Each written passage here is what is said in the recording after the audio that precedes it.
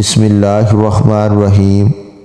السلام علیکم دوستو، آر ڈی سٹوریز کو سبسکرائب کر دیں۔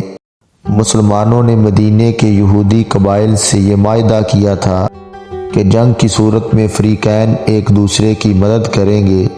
جنگ بدر کے موقع پر یہود نے اس معاہدے کی خلاف ورزی کی اور غیر جانبداری کا اعلان کر دیا۔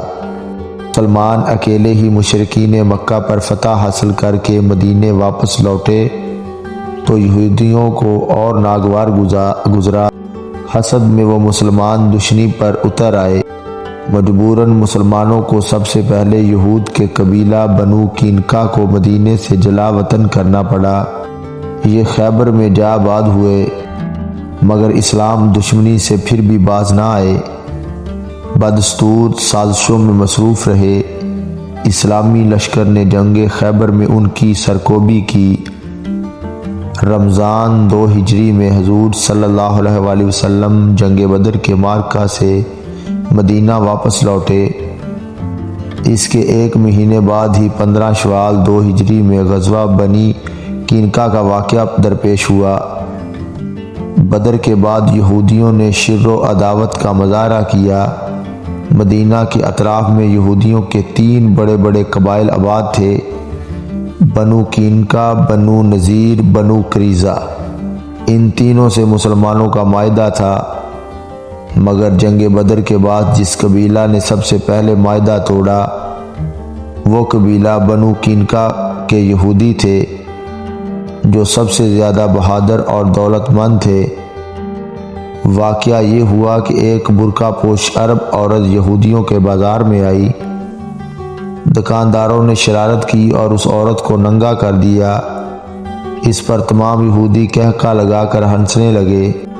عورت چلائی تو ایک عربی آیا اور دکاندار کو قتل کر دیا۔ اس پر یہودیوں اور عربوں میں لڑائی شروع ہو گئی۔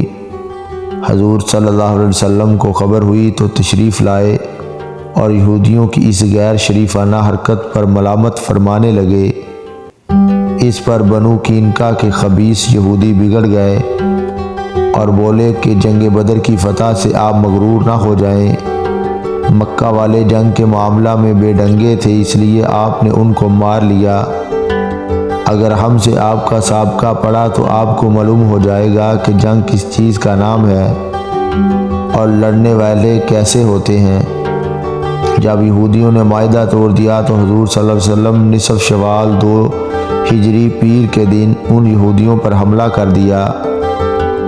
یہودی جنگ کی تاب نہ لا سکے اور اپنے قلعوں کا پھاٹک بند کر کے قلعہ بند ہو گئے، مگر 15 دن کے محاصرہ کے بعد بالآخر یہودی مغلوب ہو گئے اور ذی القعدہ کے چاند رات کو یہودی ہتھیار ڈال دینے پر مجبور ہو گئے۔ حضور صلی اللہ علیہ وسلم نے صحابہ کرام کے مشورہ سے ان یہودیوں کو جلا وطن کر دیا اور یہ عہد شکن بدذات یہودی ملک شام کے مقام ازارات میں جا کر آباد ہو گئے۔